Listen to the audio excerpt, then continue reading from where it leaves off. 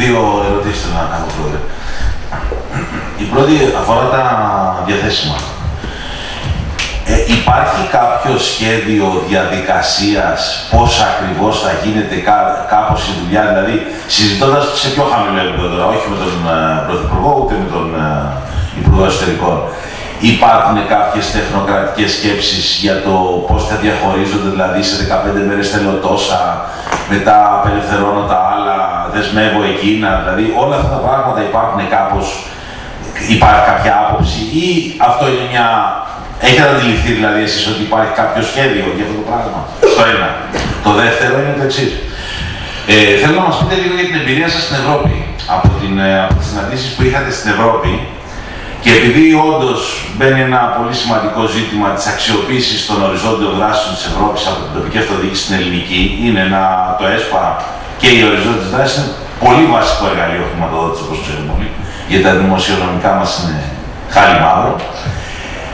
Τι αποκομίσατε? Υπάρχει ελπίδα η τοπική αυτοδιοίκηση να μπει σε αυτόν τον χώρο και να αξιοποιήσει κάποια κονδύλια και να δημιουργήσει κάποιες συνθήκες ανάπτυξης? Ευχαριστώ. Να απαντήσω στο δεύτερο και θα πάω στο πρώτο. Η επαφή την οποία είχαμε με τα τεχνικά κλιμάκια και με αρκετούς επιτρόπους ήδη, η διάθεση υπάρχει της Ευρώπης να βοηθήσει την Ελλάδα, αλλά δεν μπορεί η Ελλάδα να είναι ουραγός ακόμα και στην αναζήτηση τέτοιων κονδυλίων, και εξηγούμε. Στα απορρίμματα υπάρχουν κονδύλια που δεν απορροφώνται και έχουν τη διάθεση να τα δώσουν. Δύο, υπάρχουν νησιά στην Ευρώπη που επιδοτούνται για τη διασύνδεσή τους και την αποκοπή με το υπηρετικό κομμάτι των χωρών, και εμείς εδώ που έχουμε νησιά, εκατοντάδες νησιά, αλλά θα έλεγα στο ανατολικό επίπεδο των συνόρων της Ευρώπης, δεν έχει κάνει κανείς καμία προσπάθεια για τη διασύνδεση. Αυτά λοιπόν, σας έβαλα δύο παραδείγματα, είναι ζητήματα που εμάς μας απασχολούν πλέον ως Κεντρική Ένωση Δήμων Ελλάδος, και γι' αυτό ήδη στα δύο ταξίδια που έκανα και εγώ αλλά και οι συνεργάτες μου προς τις Βρυξέλλες, το γραφείο της Κεντρικής Ένωσης Δήμων Ελλάδος θα αναδιοργανωθεί πλήρως,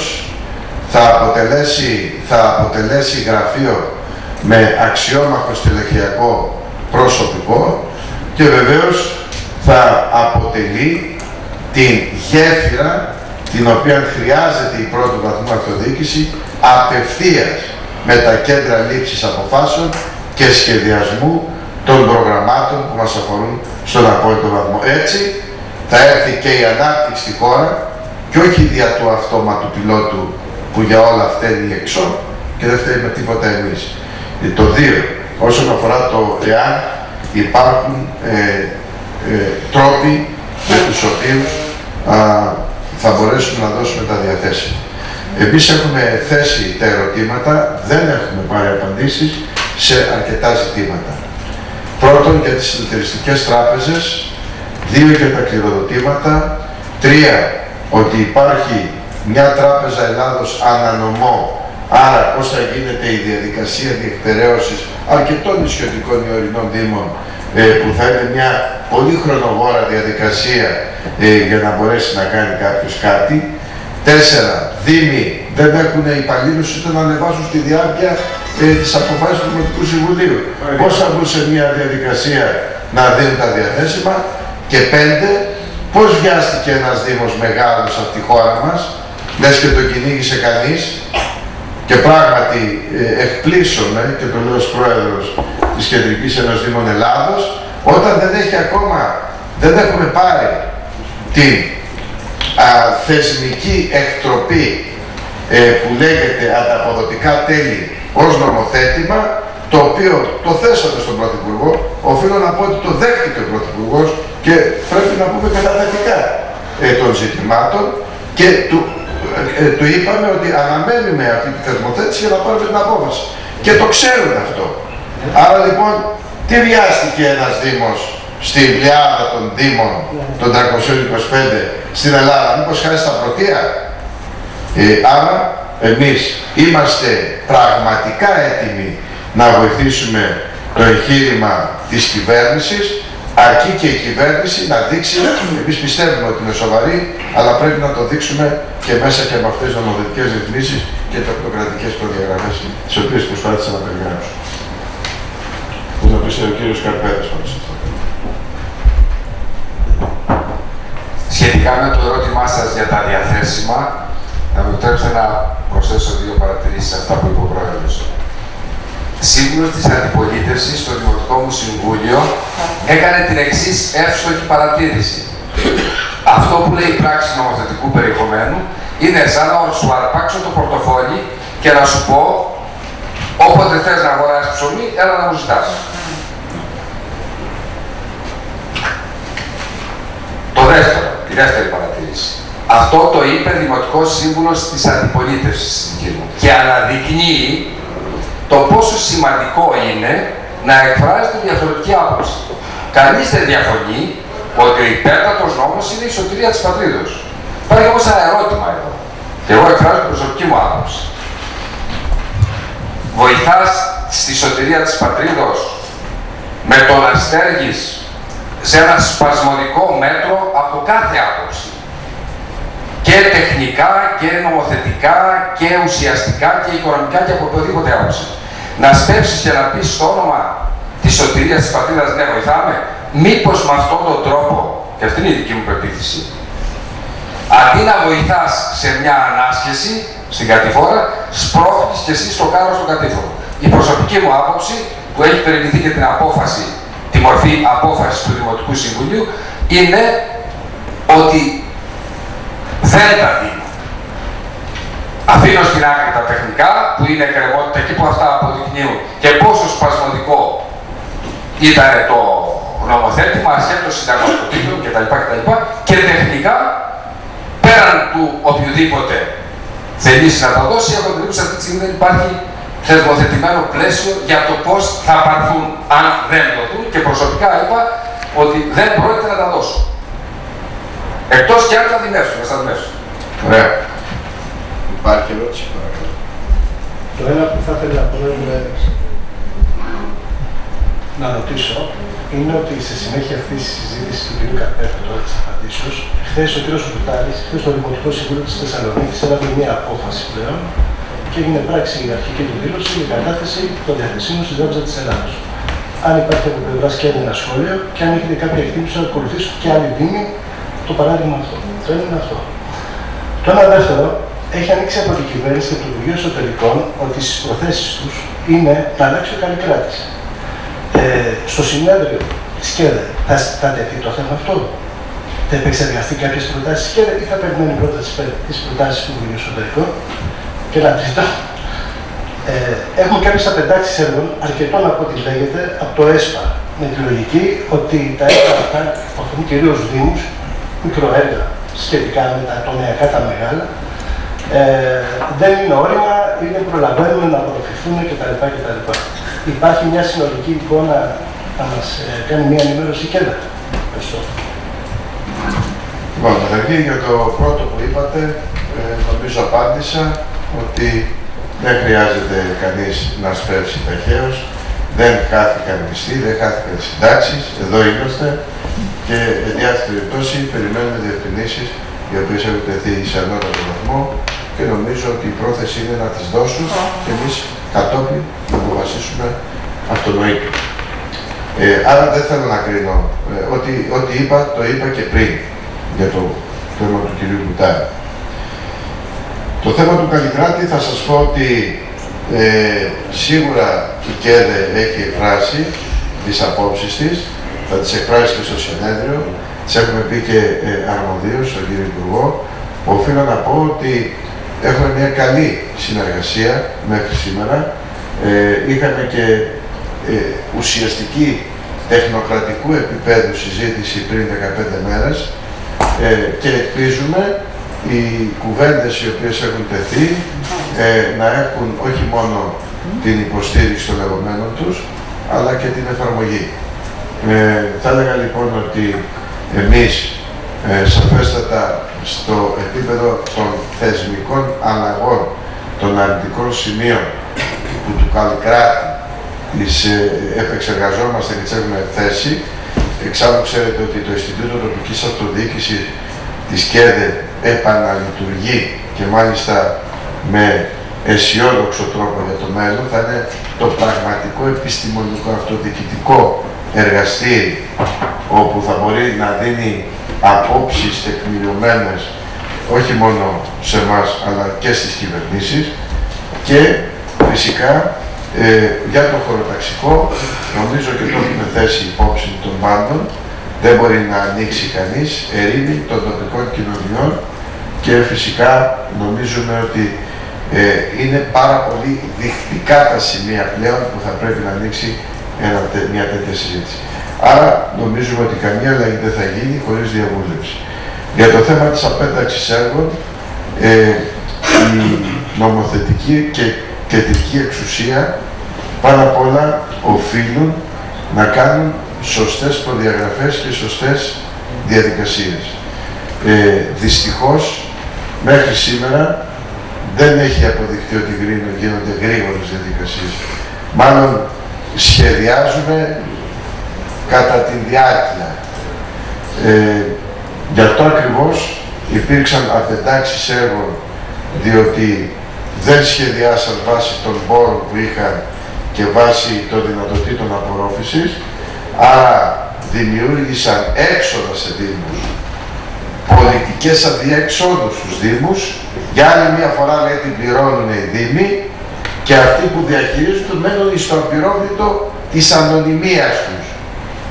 Θέλω να ξεκαθαρίσω από αυτή τη θέση ότι η περίοδο χάριτος αυτών οι οποίοι σχεδιάζουν για μας χωρίς εμάς με αλλεπάλληλα λάθη, όχι για την αυτοδιοίκηση, για τη χώρα, δεν θα μένουν στο απειρόβλητο από εδώ και πέρα.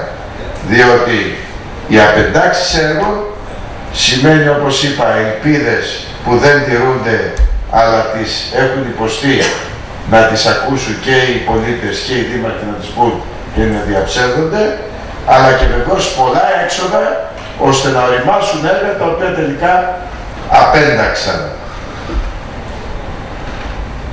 Ορίστε,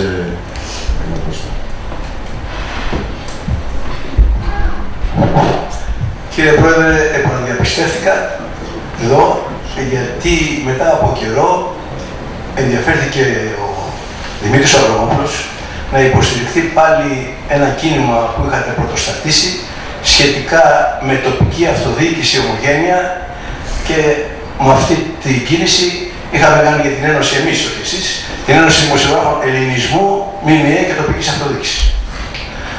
Αυτό το γεγονός παραμένει ανοιχτό όλο αυτόν τον καιρό, παρά τις προσπάθειες του Δημήτρου του Αβραμόπουλου, ο οποίος και τώρα υποστηρίζει οπωσδήποτε αυτό το θέμα. Και επειδή εγώ ήμουν σε άλλο ρεπορτάζ από τη Χαλκιδική, μπορούμε να στείλουμε πάλι τα μηνύματα που είχαμε στείλει από το Δήμο Αμαλουσίου πρώτα, αν θυμάστε, με κορυφαίους ομογενείς που είχαν έρθει, ζητώντας την υποστήριξη των ομογενών προς την τοπική αυτοδιοίκηση μέσα από το δίκτυο των ομοσπονδιών, των κοινοτήτων κλπ. Υπάρχει καμία τέτοια μέρημνα?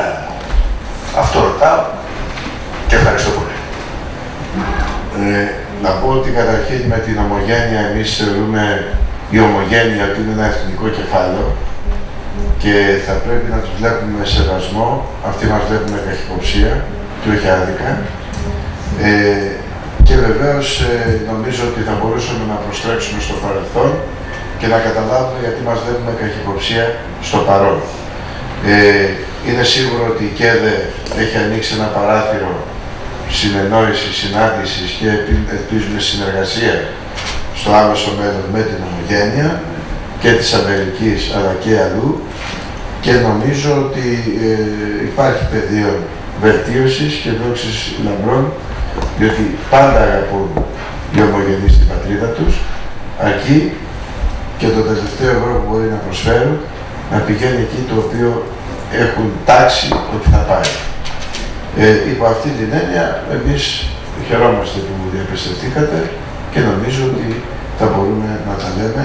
Όμως, ξέρετε, δεν θέλουμε κι εμείς να ακούμε πολλά λόγια μεγάλα και τα οποία τελικά να μην έχουν τίποτα. Παρακαλώ. Ναι.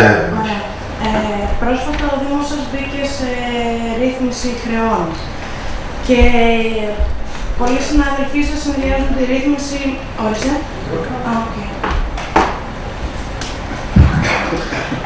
Πρόσφατα ο Δήμος σας εντάχθηκε σε ρύθμιση χρεών. Πολλοί συναδελφοί σας συνδυάζουν την ένταξή σας σε ρύθμιση με μια κάπως αμβλημένη στάση, όπως τη χαρακτηρίζουν, απέναντι στην κυβέρνηση αναφορικά και με την πράξη νομοθετικού περιεχομένου. Εσείς τι απαντάτε σε αυτό? Δεν το γνωρίζω ποιοι είναι αυτοί οι συνάδελφοι, αλλά αυτό που πρέπει να διατυπώσω για το εν λόγω νομοσχέδιο είχε λάβει χώρα ψήφισης από τον προηγούμενο Νοέμβριο, άρα αφορούσε μια άλλη κυβέρνηση. Η ομοφωνία της ΚΕΔΕ σχετίζονταν και με αυτό που ψηφίστηκε, αλλά και με άλλα που μπορούσαν να διευκολύνουν τους Δήμους, χωρίς προαπαιτούμενα, και μέσα σε αυτό το πλαίσιο που αφορούσε τη μείωση των επιτοκίων επί του Ταμείου Παρακαταθήκων και Δανείων, της ρύθμισης, της ένταξης μέσα στις ευθύνες των Δήμων από τις επιχειρήσεις οι οποίες κλείναν και είχαν χρέη του παρελθόντος στην εφορία και στο ΙΚΑ, δεν αφορούσε τον Δήμο Αμαρουσίου, αφορούσε όλους τους Δήμους στην Ελλάδα. Και φυσικά και ο Δήμος Αμαρουσίου που είχε, όταν αναλάβαμε 24 νομικά πρόσωπα δημοσίου δικαίου, λες και ήταν το κράτος, πώς να το πω, του Μονακό, ίσως να μην έχει τόσα. Θεωρήσαμε λοιπόν ότι όλα αυτά εμείς να τα νοικοκυρέψουμε, τα κάναμε δύο, και υπήρχαν από το παρελθόν κάποια θέματα, να επαναλαμβάνω, όχι μόνο σε εμάς, και ο Πειραιάς εντάχθηκε και η Φιλή και το Πέραμα και άλλοι δήμοι από ό,τι ξέρω σε όλη την Ελλάδα να ενταχθούν σε αυτό το νομοσχέδιο. Δεν αντιλαμβάνομαι λοιπόν τι άβληση σχέσεων έχουμε, δηλαδή να αρχίσουμε να χαστικίζουμε τον Υπουργό, να αρχίσουμε να πηγαίνουμε να πλήγουμε τον Πρωθυπουργό.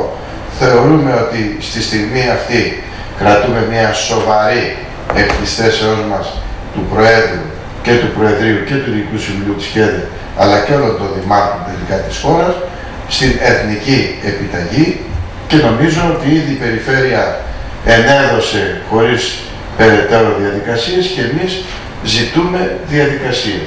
Και να πω και κάτι τελευταίο. Η νομοθετική ρύθμιση, όπως σας είπα, αφορούσε μια άλλη κυβέρνηση. Οι τριυπουργικές αποφάσεις αφορούσαν αυτή την κυβέρνηση. Από ό,τι γνωρίζω, αυτές οι αποφάσεις ήδη έχουν τεθεί και για άλλους δήμους στην Ελλάδα, και άρα εμείς θέλουμε να φύγουμε από τον κιτρινισμό. Και ο κύριος, ο πρόεδρος της Περιφέρειας Ιωνίων Νήσων ήταν από τους συντάκτες, αν θέλετε, αυτής της ρύθμισης, ενώ και νομίζω και εσείς θέσατε. Άρα λοιπόν να φύγουμε από τον κιτρινισμό, να φύγουμε από τον λαϊκισμό, δεν αναφέρομαι σε εσάς ψυχά, για αυτούς οι οποίοι το λένε, ας κοιτάξουμε πραγματικά το συμφέρον της χώρας μας και της αυτοδιοίκησης. Ευχαριστώ. Δύο ερωτήσεις. Ανακοινώθηκε σήμερα ότι αύριο ο κύριος Βούτσης, ο Υπουργός Εσωτερικών, θα ενημερώσει την αρμόδια επιτροπή της Βουλής για τις ριζικές αλλαγές στο Καλλικράτη. Δεν γνωρίζουμε τι έχει να πει, θα το δούμε αύριο. Με δεδομένο ότι εσείς έχετε συνέδριο μία μέρα μετά και συνολογικά, αν θέλετε, δεν θα ήταν ορθό ο διάλογος να ξεκινήσει με εσάς. Πρώτο αυτό. Και ένα δεύτερο. Ανεξάρτητα από τα διαθέσιμα, ανεξάρτητα από τα πόσα από αυτά είναι διαθέσιμα, ο Πρωθυπουργός σας έπεισε για την ορθότητα του σχεδίου του, πολιτικά. Ευχαριστώ. Καταρχήν δεν θέλω να κρίνω συμπεριφορές και πολύ περισσότερο του Υπουργού. Όλοι κρινόμαστε βέβαια το αποτέλεσμα. Άρα λοιπόν θεωρώ ότι αυτά που θα πει, εκείνος επέλεξε, όπως μας ενημερώνετε εσείς, να μιλήσει για το θέμα του Καλλικράτη. Πιθανολογώ θα τα πει και στο συνέδριό μας. Δεν νομίζω ότι μια να πει άλλα και την άλλη κάποια άλλα. Είμαι σίγουρος δηλαδή. Εμείς αυτό το οποίο λέμε, μένουμε στις απόψεις μας. Δηλαδή όλα αυτά δεν πρέπει να γίνουν ερήμοι. θα πρέπει να γίνονται μέσα από μία διαβούλευση. Το κράτος αποτελείται από την κεντρική πάντα νομοθετική εξουσία και από τον πρώτο και δεύτερο βαθμό αυτοδιοίκηση. Δεν νομίζω ότι η νομοθετική εξουσία έχει πάρει λευκή επιταγή να φτιάχνει ό,τι θέλει για την αυτοδιοίκηση χωρίς να πει ρωτά. Βεβαίως εκείνη νομοθετεί, δεν της αφαιρεί κανείς αυτό το δικαίωμα προς Θεού. Αλλά η δημοκρατία απαιτεί να τηρούνται κάποιες συγκεκριμένες διαδικασίες. Για το θέμα του Πρωθυπουργού, νομίζω, εγώ οφείλω να το πω, ήταν μια θετική συνάντηση στο επίπεδο της ενημέρωσης και το είπα και αμέσως μετά από το Μαξίμου. Η θετικότητα φυσικά θα εμφανιστεί και από αυτά τα οποία θα τηρηθούν, από αυτά που κατεγράφησαν και από αυτά τα οποία θα νομοθετηθούν κατόπιν. Όμως το ότι ο Πρωθυπουργός της χώρας ενδιαφέρθηκε και άνοιξε ένα παράθυρο επικοινωνίας για τα αυτοδιοικητικά ζητήματα, εμείς το θεωρούμε θετικό. Υπάρχει άλλη ερώτηση? Ναι. Αμέσως.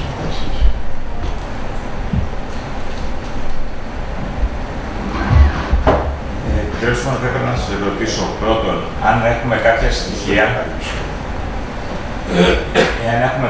στοιχεία για σε ποιο ποσοστό κυμαίνονται οι απορροφήσεις στον ΕΣΠΑ για προγράμματα που αφορούν την αυτοδιοίκηση και αν υπάρχει αριθμούς, στοιχεία για το πόσα χρήματα κινδυνεύουν να χαθούν ή εν πάση περιπτώσει έχουν χαθεί ήδη. Επιτρέψτε μου να σας ρωτήσω επίσης σχετικά με το συνέδριο, αν έχουν επιληθεί πολιτική αρχηγοί, ο Πρωθυπουργός βεβαίως, πολιτική αρχηγοί, πολιτικά πρόσωπα και αυτοί γνωρίζετε ότι θα παραστούν. Και το τρίτο, εάν υπάρχουν και κάποια θέματα σε εκκρεμότητα ήδη από το 2014, όπως παιδικές χαρές. Παιδική σταθμή τι γίνεται με το νέο πρόγραμμα, αν θα υπάρξουν χρήματα. Καθώς επίσης οι αθλητικοί χώροι, οι αθλητικές εγκαταστάσεις που έχει δοθεί παράδοση μέχρι τις 30 Ιουνίου και αν είναι ανοιχτό και το θέμα βέβαια της αξιοποίησης των παραλίων. Πάνω σε αυτά, αν θα συζητήσετε, το ακούγεται το σύμβουλο, παιδικές χαρές. Αν και έχετε κάποιες θέσεις πάνω σε αυτά. Ευχαριστώ. Ευτυχώς παραδείγμα που βάλετε το μισό συνέδριο. Λοιπόν, για να έχουμε να διαπραγματευτούμε και τη σημασία. Χαριτολογώντας το λέω, να πω ότι στο επίπεδο των απορροφήσεων, ξέρετε, μου προξενεί και όχι η δική μου, είναι και ο Μιλιάδης και ο Αλέξανδρος, έκπληξη όταν ακούω, ας πούμε, περιφερειάρχη ή περιφέρεια και λέγω 300 εκατομμύρια.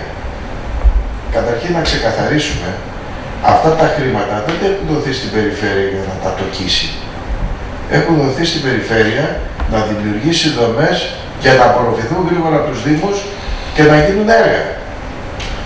Εδώ λοιπόν υπάρχει ένα ζητούμενο. Καταρχήν να σας πω ότι με τις περιφέρειες έχουμε πάρα πολύ καλή σχέση. Θεωρούμε και το έχουμε θέσει υπόψη και της ΕΡΠΕ και του Προέδρου του κ. Αγοραστού ότι κάθε δίμηνο θα πρέπει να κάνουμε διοικητικά συμβούλια και ΕΝΤΕ μαζί για να λύνουμε διάφορα ζητήματα από κοινού. Εδώ όμως υπάρχει μια, θεωρούμε εμείς, κλεψίδρα μεταξύ των περιφερειών που δεν μπορούν γρήγορα να διαθέσουν αυτά τα χρήματα. Και τελικά βλέπετε ότι δεν διαθέτησαν και για αποθεματικά. Και ευχόμαστε αυτά φυσικά η χώρα να βρει τη χρηματορροή της και να επανέλθουν στο βαθμό που χρειάζεται. Η απορρόφηση λοιπόν για το ΕΣΠΑ την ώρα που λέγανε ότι δεν έχουμε απορροφητικότητα, ξαφνικά υπάρχουν πληθώρα έργων τα οποία δημιουργήθηκαν τις απετάξεις και δημιούργησαν τις απετάξεις. Εμείς θεωρούμε ότι χρειάζεται ένας καλύτερος συντονισμός, χρειάζεται μια καλύτερη διαχείριση και χρειάζεται ένας καλύτερος προγραμματισμός, τα οποία να μην σχετίζονται ούτε με κόμματα, ούτε με χρώματα, να σχετίζονται με ανάγκες και ωριμότητα έργων. Εάν έχουν χαθεί ήδη, κοιτάξτε, εγώ σε πρώτη προσέγγιση πέραν του ΕΣΠΑ, από χρήματα που μπορούσαν να απορροφηθούν σε μια επαφή που είχαμε με την Ευρώπη, βλέπουμε ότι μάλλον θα έπρεπε και μπορούσαμε να τρέξουμε και με άλλες ταχύτητες σε θεματικές ενότητες απορρόφησης χρημάτων. Και όπως σας ανέφερα και πριν, εμείς θα κινηθούμε προς αυτήν την κατεύθυνση. Ποιοι θα έρθουν στο συνέδριο? Έχουν κληθεί όλοι οι αρχηγοί των κομμάτων ή οι εκπρόσωποι τους. Βεβαίως έκανα κάλεσμα στον Πρωθυπουργό, ξέρω το βεβαιωμένο του επιβαρημένο του προγράμματός του και βεβαίως αυτή την κρίσιμη κατάσταση πώς κανείς μπορεί να μεταβεί στο συνέδριο. Έδειξε ενδιαφέρον ότι θα ήθελε να έρθει, δεν υπάρχει τέτοια απάντηση. Νομίζω θα έρθει ο γραμματέας πέραν του Υπουργού, του Αρμοδίου, ο γραμματέας Γενικός Γραμματέας του ΣΥΡΙΖΑ, ο κύριος Κορονάκης. Από την Νέα Δημοκρατία έχει απαντήσει ότι θα έρθει ο πρόεδρος της, ο κύριος Σαμαράς. Από το Ποτάμι ο κύριος Θοδωράκης, ο πρόεδρος δηλαδή. Από την ΑΝΕΛ και από το ΠΑΣΟΚ αναμένουμε ποιοι θα έρθουν σε άμεση. Νομίζω σε λίγες ώρες θα μας απαντήσουν. Δεν μας έχουν απαντήσει. Ήθελε ο κ. Βενιζέλος να έρθει, δεν ξέρω, μάλλον θα του βγει. Και από το ΚΚ έρθει ο κ. Σοφιανός. Και όπως σας είπα, μετά τις 7.30... Ενώ είναι στη Βουλή και από ό,τι καταλαβαίνετε είναι κοινοβουλευτική ομάδα, εμείς δεν καλέσαμε την Εκκλησία. Άρα λοιπόν αυτή θα είναι, καθώς επίσης έχουμε καλέσει τους περιφερειάρχες και ο κύριος Αγοραστός και ο κύριος Τζικώστας βεβαίως θα βρίσκονται εκεί και θα προμηνήσουν. Και επίσης ο κύριος Αβραμόπουλος, ο οποίος, όπως είπα, θα ανοίξουμε τη θεματολογία αυτή. Για τις παιδικές χαρές, παιδικούς σταθμούς, θα σας πω στις αξιοποίησεις των παραλιών, ξέρετε ότι κάναμε μια πολύ γρήγορη κίνηση, δημιούργησε μια λίανση των πραγμάτων μέσα από μια οικία. Χρειάζεται όμως τώρα μια νομοθετική ρύθμιση που να έχει οριμάσει καλύτερα από την οικία, αλλά έδωσε μια διέξοδο, έτσι δεν είναι, αγαπητέ Δήμαρχε Κεφαλονιάς, που τον αφορά όπως και πάρα πολλούς άλλους δήμους, βεβαίως. Για το θέμα των αυθεντικών εγκαταστάσεων θα έχω, πιστεύω, τις επόμενες μέρες, τρέχει και ο κύριος Κοντονής, πιστεύω την άλλη εβδομάδα, μία συνάντηση για να δούμε λίγο περισσότερο τα ζητήματα για τις παιδικούς σταθμούς και τις παιδικές χαρές. Είναι προς διαδικασία ρύθμισης. Αρκετοί δήμοι έχουν συνετιστεί στις αντιμετωπίσεις των παιδικών χαρών και βρισκόμαστε σε ένα καλό στάδιο, θα έλεγα, πιστοποίησής τους. Δεν ξέρω αν χρειαστεί λίγο ακόμα χρονικό διάστημα, θα το δούμε αυτό. Πάντως κινούνται οι δήμοι σε αυτήν την κατεύθυνση. Για τους παιδικούς σταθμούς, εννοείται για τους κρατικούς, περιμένουμε νομοθετική ρύθμιση η οποία να μας δίνει τις προδιαγραφές με πιο ευκολή τρόπο, διότι η διάθεσή μας είναι όλα να πιστοποιούνται, όλα να αδειοδοτούνται μέσα από συγκεκριμένα νομοθετικές ρυθμίσεις. Ο κύριος Παρίσης ήθελε πάνω. Ήταν πάρα πολύ εύστοχη η ερώτησή σας για το ΕΣΑ. Έχω να σας πω κάτι για να μην κοροϊδευόμαστε. Εγώ είμαι πρόεδρος της Περιφερειακής Ένωσης Δήμων Ιωνίων Νήσων. Νιώθω υπερήφανος καταρχήν για τον Γιώργο τον Πατούλη, γιατί αν δεν ήταν υποψήφιος ο Γιώργος δεν ήξερα αν θα κατέβαινα να διεκδικήσω την Περιφερειακή Ένωση Δήμων. Το ΕΣΠΑ είπατε. Κοροϊδευόμαστε μεταξύ μας. Γιατί ο κάθε περιφερειάρχης εξαρτάται τι μπορεί να διεκδικήσει και τι μπορεί να κάνει. Είναι ευάλωτο στην κάθε διαχειριστική αρχή. Και σας φέρνω ένα παράδειγμα, για να καταλάβετε. Τι έργα μιλάμε για το ΕΣΠΑ να απορροφήσουμε όταν δεν υπάρχει χρηματοδότηση μετά το τρίτο κουπουσού, δεν υπάρχει χρηματοδότηση μελέτες. Και εν πάση περιπτώσει κατορθώνει να κάνει μια μελέτη, ξέρετε, για να πάρει την περιβαλλοντολογικών επιπτώσεων, τη μελέτη να εγκριθεί ότι θα έχει περάσει το πρόγραμμα. Ήδη εγώ να πάρω άδεια χρήση νερού για την ίδρυυση της Κεφαλονιάς που έχει πρόβλημα, παλεύω 1,5 χρόνο. Άραγε, με τη δυνατότητα που έχει ο πρόεδρος μας εδώ και η ΚΕΔΕ, μετά θα πρέπει να κοιτάξουμε, όταν αλλάξει τον Καλλικράτη, δεν φταίει μόνο ο Καλλικράτης, ο Καλλικράτης καλά πάει. Ορισμένους έχει βλάψει ο Καλλικράτης, διότι αν πάρουμε παράδειγμα την Κεφαλονιά, η Κεφαλονιά είναι ένα νησί με 8 πρώην δήμους και τώρα έχει έναν. Αλλά δεν έχει ούτε 25 αντιδημάρχους, ούτε τα έξοδα διοίκησης φτάνουν σε 120.000. Κοστίζουν 9. Άρα λοιπόν χρειάζεται να οριμάσει ο Καλλικράτης και να γίνουν παρεμβάσεις επάνω στον Καλλικράτη. Πρέπει και να ασχοληθούμε, και έχω εμπιστοσύνη στον Γιώργο τον Πατούλη, να ξεπεράσουν οι περιφέρειες ορισμένη χαρτούρα. Η χαρτούρα μας έχει βλάψει. Εντάξαμε το γεροκομείο της Κεφαλονιάς, έργο που τελειώνει στο 2015, και μια απόφαση του Υπουργείου Ανάπτυξη επάνω απεντάχθη ένα έργο που θα έχει τελειώσει ήδη μέσα στο 2015. Άρα λοιπόν πρέπει να δούμε οι μελέτες πώς θα προχωρήσουμε για να κοιτάξουμε να μην χάνουμε χρόνο και να μην κλείνει το κάθε μέτρο και να είμαστε εκτός μέτρου. Ωραία. Ευχαριστώ. Και μια τελευταία ερώτηση. Ελάτε. Αναφορικά με τα ταμιακά διαθέσιμα, βγάζοντας έξω τα αποδοτικά τέλη και ποσά που έχετε στήσει να εξαιρεθούν, αν υπάρχει μια εκτίμηση έστω κατά προσέγγιση τι ποσό αφορούν συνολικά από όλους τους Δήμους. Δεύτερον, είναι συνάδελφοί σας που έχουν κλείσει εντός εισαγωγικών κάποια ποσά, κάποια ταμιακά των Δήμων σε προθεσμιακές καταθέσεις. Υπάρχει κάποια εικόνα πόσο θα πληγούν, γιατί λένε ότι έχουν πετύχει υψηλότερα επιτόκια από το 2,5% το ρεύος. Υπάρχει κάποια εικόνα πόσο θα πληγούν αν τα επιστρέψουν αν τα μεταφέρουν μάλλον στην Τράπεζα της Ελλάδος.